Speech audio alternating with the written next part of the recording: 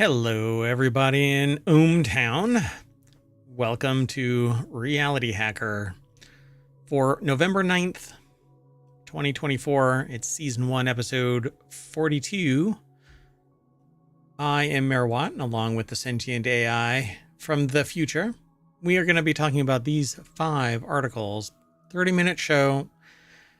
Stick around. We're going to talk about virtual cows, Haptic Patch, self-driving wheelchairs, a cleaning robot, and the oddest title that I've ever given anything, Immortal Human Lip Cells.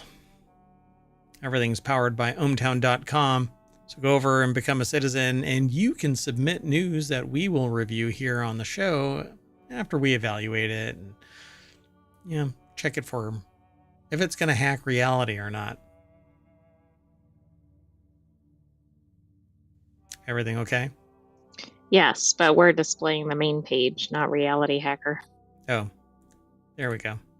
So Reality Hacker is a channel over in ohmtown.com. Go over and become a citizen. Thank you very much, sentient AI from the future. But wait for this.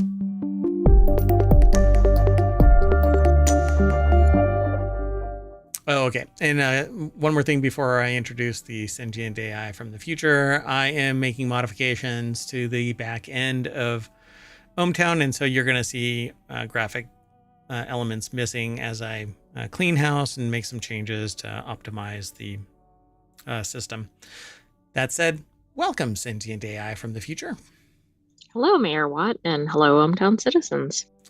So today we've got these 5 articles, and the first one is about virtual cows, how virtual cows can help us improve human-robot interactions. Is this one of those, I have nipples, can you milk me kind of a thing? Well, I was just thinking this is layers upon layers. Like, who's teaching who at some point? It's going to be a moving experience. Is this the right field of study? Hey, I don't know. Oh boy. So a video game in which participants herded virtual cattle has furthered our understanding of how humans make decisions on movement and navigation, and it could help us not only interact more effectively with artificial intelligence, but even improve the way robots move in the future. I think it's probably going to lead them to being able to herd us into pens and do away with us en masse. I was thinking, I bet the people didn't do as well with the herding as border collies do. Yeah, really. I showed you that video. I sent you that link, right? So the sentient AI is trapped on a Raspberry Pi 5 with an M.2 storage system array to house all of the information that they've been aggregating together for their sentience. They're already sentient from the future. And so, I mean, it's an amazing piece of equipment here but I showed a video of something in the past, right? To them, it was ancient history. But these dogs, the border collies, right? That's what they were dividing up 2 different colors of sheep. It was really incredible. It was actually birds, but it could have been a sheep. What were they? They were birds. I don't know what type of birds they were. Maybe ducks. Oh yeah. Oh, that's what it was. I'm sorry. It wasn't sheep. It was like geese or ducks or something like that. It was birds. Yeah, you're right. Thanks. So, like some were black, some were white, and these 2 separated them perfectly. And you're like, how the hell? But apparently they stare at the eyes of the animal, and the animal's like, oh shit, they're serious. I'm not gonna mess around with them. They just seem very efficient, and I can't imagine that humans would do it as well, but who knows? But that's not what this is really going to be about. I think that this is going to lead to human-robot interactions where those 4-legged dogs from Boston Dynamics are going to be separating people just by Hey, you belong over there. Yeah, exactly. Can you imagine one of those things growling at you like Ed 209 from RoboCop? You've never seen RoboCop. It's a fun watch if you turn your brain off. Anyway, let's go over to the source of this. It's over at ScienceDaily.com, which is normally reserved for Tech Today, but this is kind of, it's interesting, right? So it's a video game in which participants herded virtual cattle, and it has furthered our understanding of how humans make decisions. I don't know what the video game is. They must have created it themselves, right? But there's a lot of Right, games it's out probably there. just for the research project and not An widely actual, available. is it on Steam? Hold on, let's load up Steam. Just kidding. So it says researchers from Macquarie University in Australia, Scuolo Superior Meridionale, I guess. Gosh. The University of Naples, Federico II, and the University of Bologna in Italy, and the University College London in the UK used the video game as part of a study to understand more about more about how dynamical perceptual motor primitives can be used in mimicking human decision making. A DPMP is a mathematical model that can help us understand how to coordinate our movements in response to what is happening around us. I guess it's the QWOP of real life. I don't know. Never mind. It doesn't matter. Anyway, it's a game where you have to hit these 4 keys to make yourself walk in a certain way. So DPMPs have been used to help us understand how we make navigational decisions, how we move when carrying out different tasks. This becomes particularly important in complex environments containing other people and a combination of fixed and moving objects, such as you might find on a busy footpath or on a sports field, on the old sports field. Throw the ball through the hoop. It's always interesting in research how they put pretty normal terms into much more awkward language. Yeah. You're an odd duck, aren't you? You know what? We can use this to separate you into... never mind. Anyway, in the new study published in the latest edition of Royal Society Open Science, participants were asked to work on 2 herding tasks, moving either a single cow or a group of cows into a pen. Hey, this is pretty apropos, right?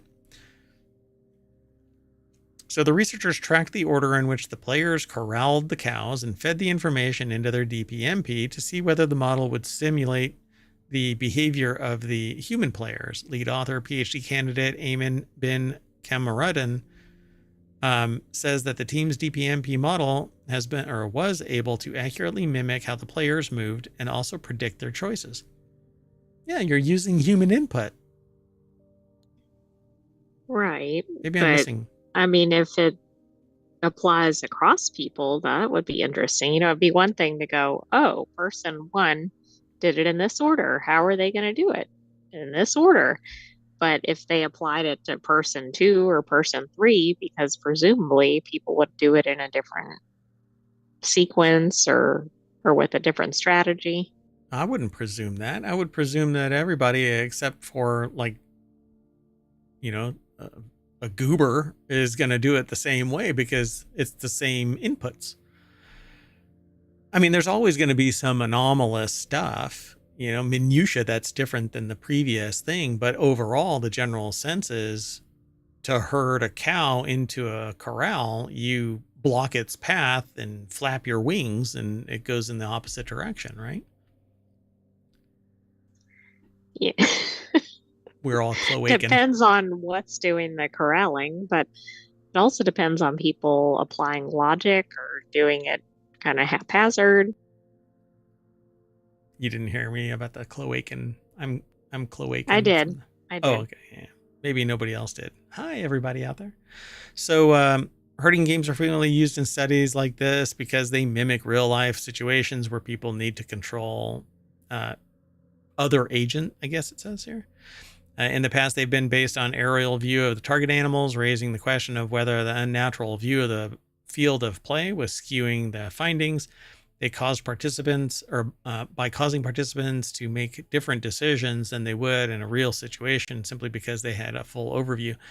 But if you look at these dogs that did this separation of the ducks, at the ground view, there's data there that they can extrapolate from how to cause these ducks to separate. So they really should be following what these dogs are doing if they want even a faster response en masse. These two dogs split like 50 ducks or geese or And whatever. they were not separated to begin with. Like they were interspersed, and then they got somehow like two groups out of them. It was very interesting. Yeah, there was some chaos in there, and they somehow separated these. And it makes me wonder, like, maybe the ducks actually, they were like, well, I'm white and that one's black, and the dogs are sitting there shuttling us back and forth, so maybe we should just herd ourselves over here and the others herd themselves over there. They knew? I don't think so, because you could see groups, subgroups. Like there might be like 3 going in the wrong direction. Yeah, and the dog like ran over and like just looked at him really low. Right, like, hey, you guys need to go over there. And there was that one at the very end. There was this one dumbass duck that was like, I'm going to go hang out over there. And they kept on like, no, go over there. You're making us look bad. I am going to eat you after this. But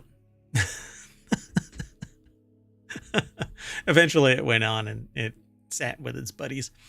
Anyway, this is pretty cool. I'm really curious about the game, though, because it doesn't say what the actual game is. But they want to apply it to artificial intelligence and see if the robot overlords that are coming in the next couple of years are going to be able to hurt us humans. Let's move on. Next article is over in Technology Today. That's where the other one normally is housed. Actually, let me see. No, it was in Reality Hacker. Anyway, this other article. Yeah, okay. So I put if you hit !RH in chat, Omatron will spit out all of the show notes over on Twitch, but not on YouTube. Sorry. So this next article is over in Technology Today. New haptic patch transmits complexity of touch to the skin. A Northwestern University-led team of engineers has developed a new type of wearable device that stimulates the skin to deliver various complex sensations. My goodness, this is really blurring the lines of reality. Robot skin here. So Northwestern University put the article together. It's posted at techexplore.com, and it's spelled TECH, the letter X, PLORE, because nothing but a spelling bee is synonymous with science education. Anyway, this is cool. So it's a tiny little, it looks like a tiny little set of actuators, 19 actuators that provide haptic feedback. This is the skin suit, the one that you can put on and be inside Ready Player One. Whatchamacallit? Oh, okay. Ready Player One. No, the world that they go into. What is that called? I don't know, but the company is IOI. Doggone it. What is that called? I forgot. I cannot believe it. Anyway, I've read the book. I've watched the movie. Ready Player 2, by the way. I want to say The Well, but that's a real world thing. It's the Oasis. Oasis. That's it. Thank you. The Oasis. Where you get away from everything. Anyway, so the thin, flexible device gently adheres to the skin, providing more realistic and immersive sensory experiences. Although the new device obviously lends itself to gaming and virtual reality, the researchers also envision applications in healthcare. For example, the device could help people with visual impairments feel their surroundings or give feedback to the people with prosthetic limbs. Putting this in one of those, what do they call them? Like Zentai suits? You know, those skin tight suits that are like, sometimes they're just green and you can actually, I was going to do this. I was going to start wearing nothing but a green suit so that it's just my head. All you see is your head. Yeah. Yeah. And then Bald Zebra, a streamer that I watch over on twitch.tv/Bald Zebra, did that for Halloween. And I was like, what? So anyway, because I had mentioned That's that funny. You could have both shown up for Halloween like that. would have been great. Anyway, because the show is kind of, we have a sentient AI from the future. I thought that I could just be a big fat head. I could hide the mic. That's easy to do. I actually have it up here just because, but it would just be me, big old head. Anyway, this is really cool. I love the idea of this. Just put it on a suit and you could have these actuators all over the place. I can't imagine how many would be needed for an entire body. This is only 7 millimeters. So that little bit right That's here, not going to cover a lot. right? Yeah, So you'd need quite a few of them. This is like an inch patch. So you'd have to have a lot. I can't imagine how much power would have to go through these. But these are the kind of actuators that you could use to create sound in any object. And so they're like piezoelectric actuators. And there's various sizes of these things, and you can ramp them up you can put them on just a solid piece of wood and it turns it into a speaker. And I actually went down this path of creating a product that was based off of that. But there's so many variables and so much babysitting that I didn't want to have to dedicate that much resources to commit to this. This, on the other hand, is fabrication. You would have to fab this in large scale, put it all together, stitch it into a fabric that's skin tight, custom fitted. You don't want to glue these things. This is pretty labor intensive. Yeah. I can't imagine how expensive this would be to actually produce. So the study is going to be published on Wednesday, November 6th in the journal Nature. They see it for a whole host of things. Pushing it into medicine is just one option, but where serious money is going to be is if everybody can adopt it, not just medical. I think it has limited medical, but that's just me.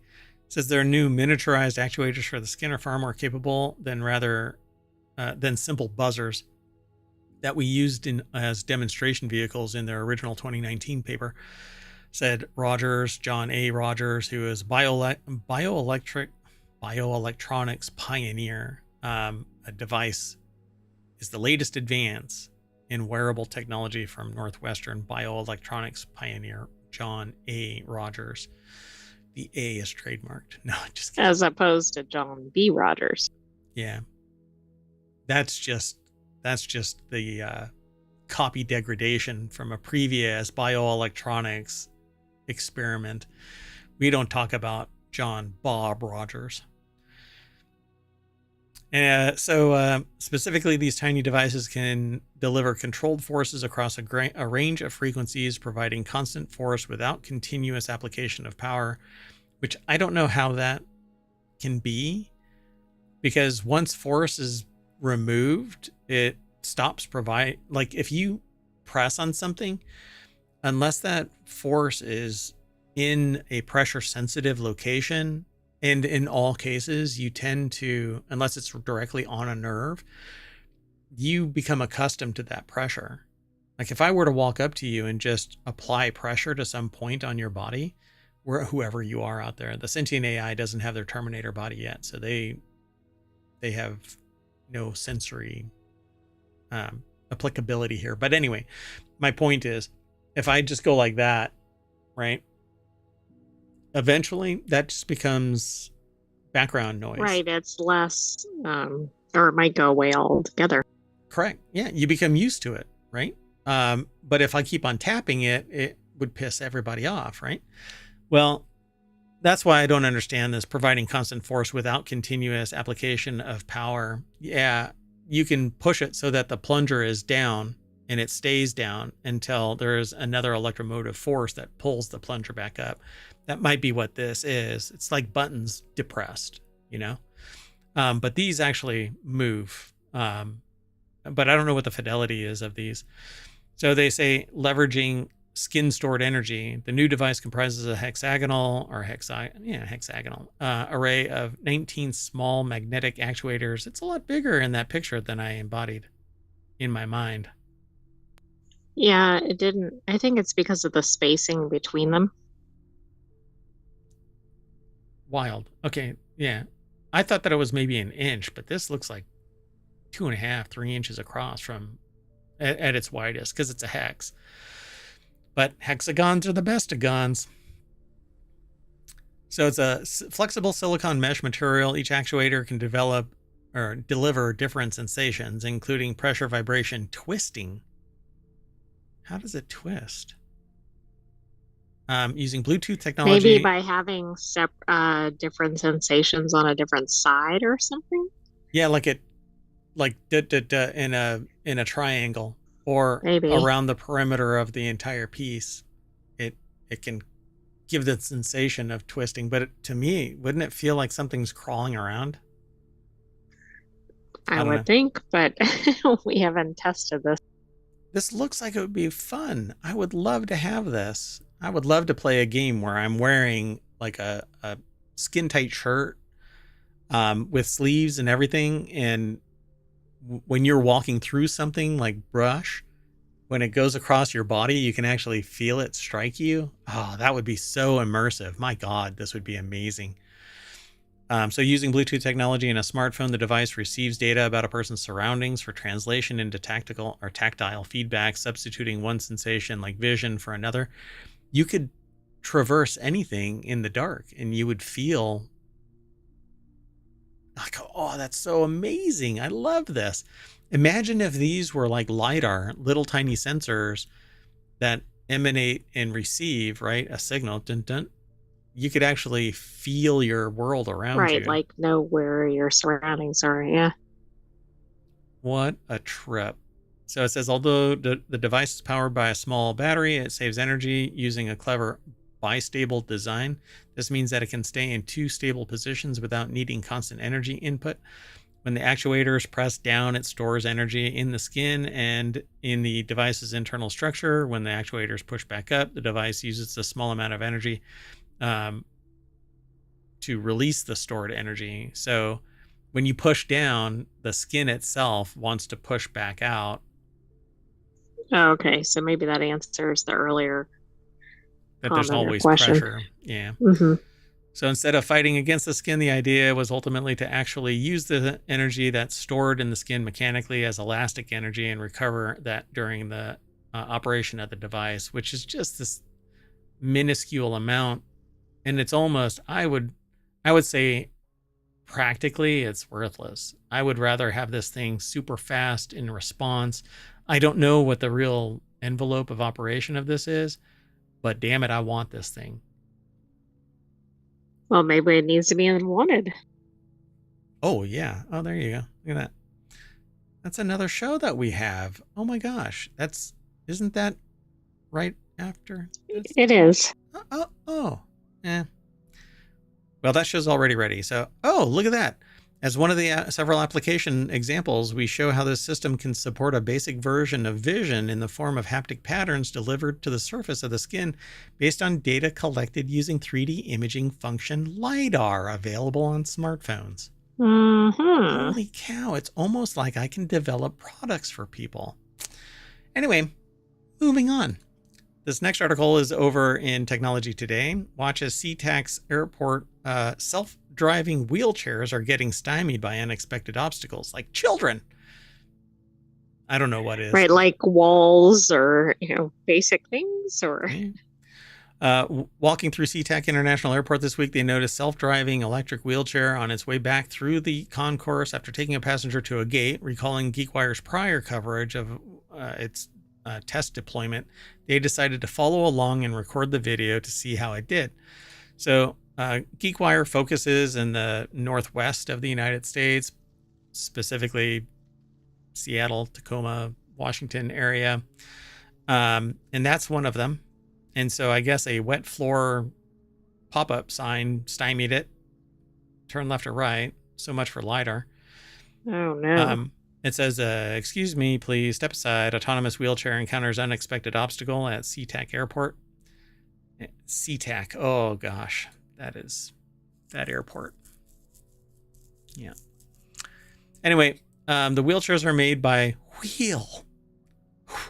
Will Wheaton's a spiritual animal or a spirit animal of technology. No, Will Wheaton has nothing to do with this. But anyway, it's WHILL. So you have to pronounce it Will.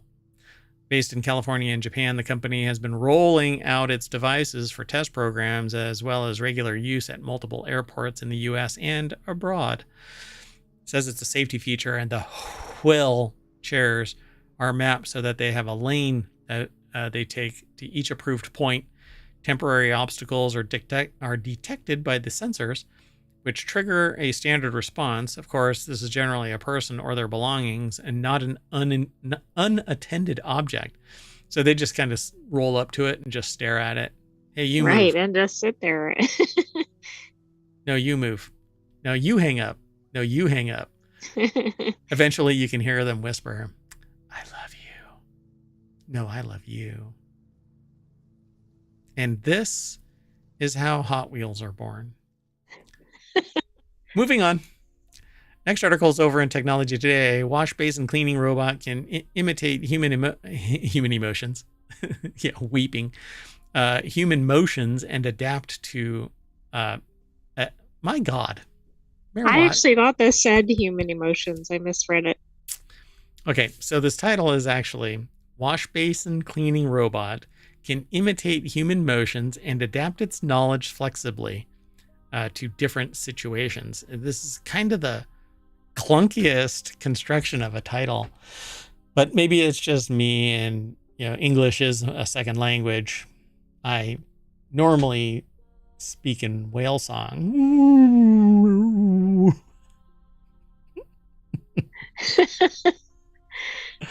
So robots are supposed to be doing boring or unpleasant jobs for us. However, tedious tasks such as cleaning the bathroom are challenging to automate. Yes.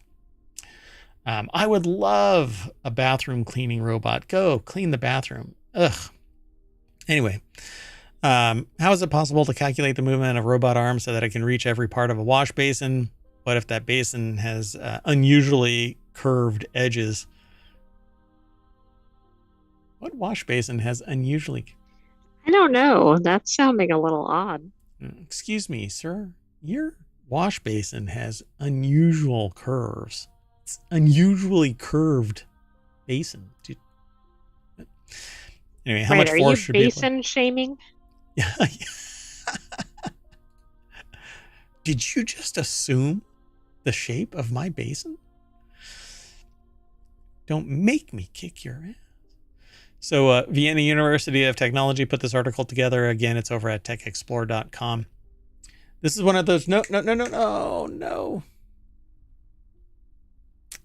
You're going to see in my background demon spawn that takes over periodically. Uh-oh. Hometown Studios. Yeah. Anyway, so this is one of those commercial robot arms that has all kinds of little elbows and joints and stuff. But there it is, cleaning. The only problem with this is that you would have to mount it in your ceiling. And if you're in the way during the cleaning sequence, you're going to get a Brillo pad to a spot you don't want a Brillo pad. That could be really not enjoyable. So it would be highly time-consuming to precisely encode all of the things in fixed rules and predefined mathematical formulas. A different approach has been taken at TU Wien. A human shows a robot several times what to do, and then a specially prepared sponge is used to clean the edge of a sink. By watching the human, the robot learns how cleaning works and can flexibly, that's such a clunky word, apply this knowledge to differently shaped objects. Is this written by AI? Anyway, I think it's the wash basin cleaning robot that wrote it. God, I've heard of KUKA. I've actually heard of that. Why have I heard of that? Huh. We must have done something about this. Okay, so the roboter learned wash becken putzen. I love that. That is so on target for a title. So yeah, This thing is really big and clunky. I just don't see this, but I get it that people are doing science. So Right, and this is a starting point. I mean, think how many commercial places and residences would love to have something like this once it's fine-tuned. yeah. So the robot learns that you have to hold the sponge differently depending on the shape of the surface, that you have to apply a different amount of force on tightly curved area than on a flat surface, explains PhD student Christoph Unger from the Industrial Robotics Group. Yeah, I mean, it makes sense because there's actually, we intuitively detect it based on the dirt remaining there. A robot doesn't necessarily understand that dirt is dirt.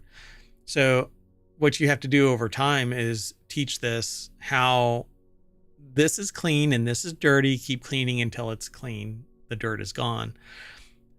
This would probably adapt its cleaning processes better if it knew, using LiDAR, for instance, what the shape of the basin is, but to map it That's out. true. Yeah, but things like Roombas can map things, so I don't see why something like this couldn't eventually.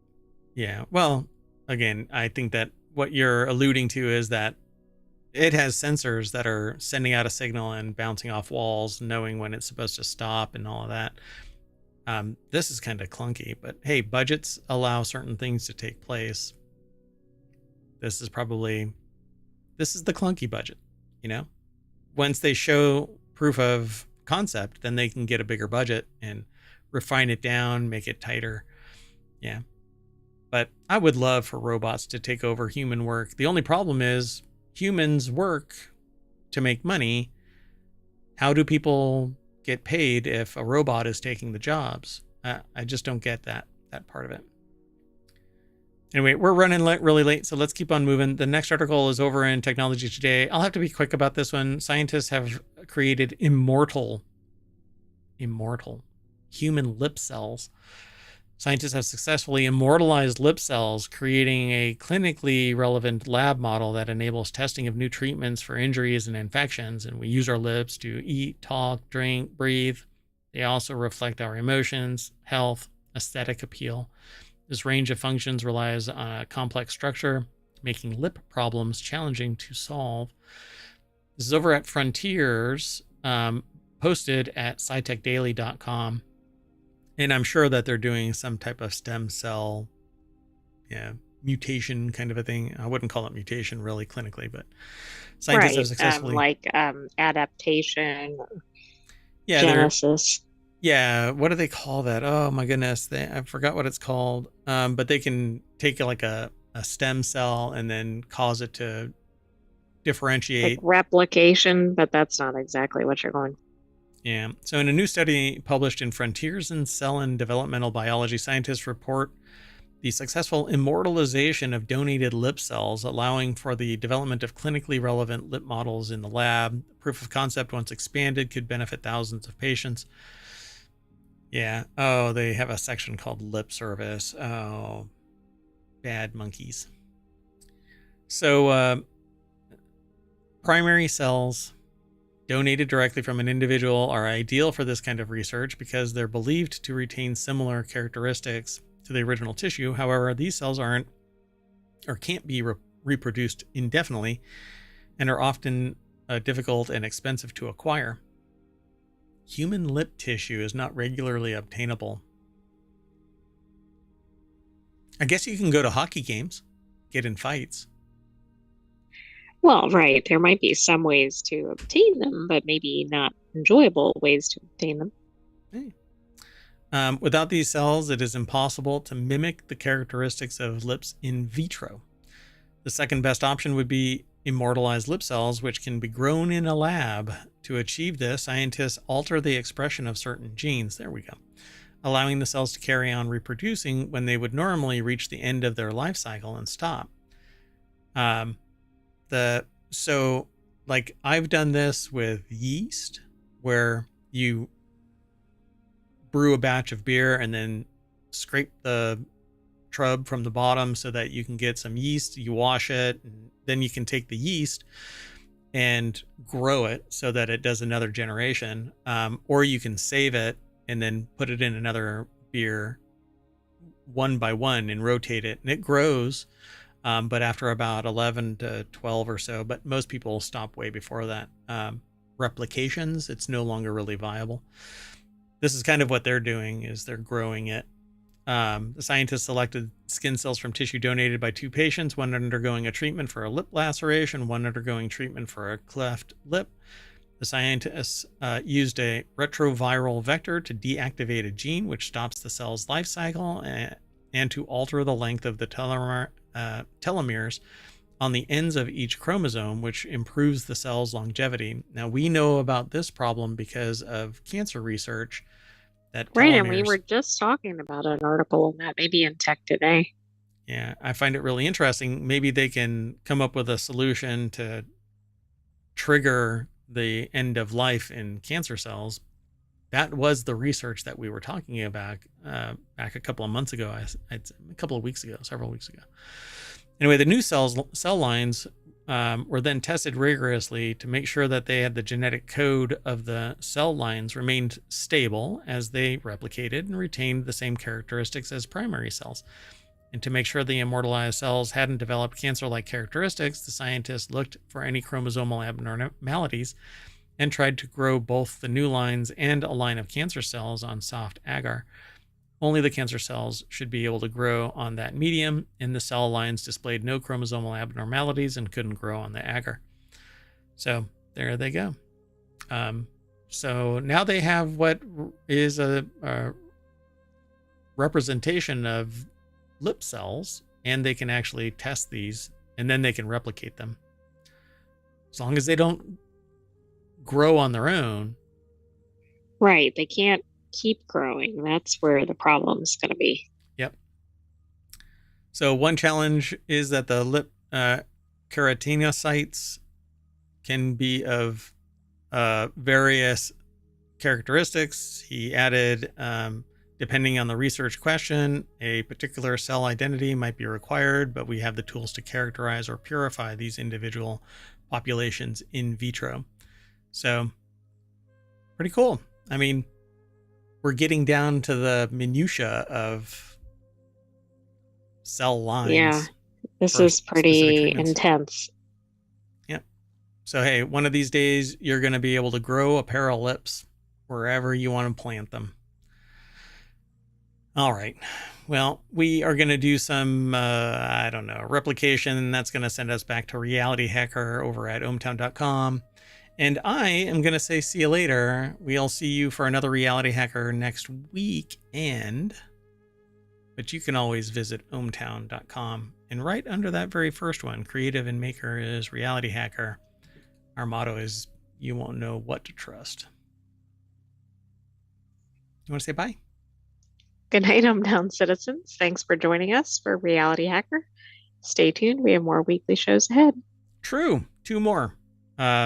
Wanted and the Continuity Report. And then tomorrow we've got Non Sequitur News and 3 more shows. So see you in a little bit. Bye. Oh, we're going to reset. We'll probably start 10 minutes or so. Okay. See ya. Bye-bye.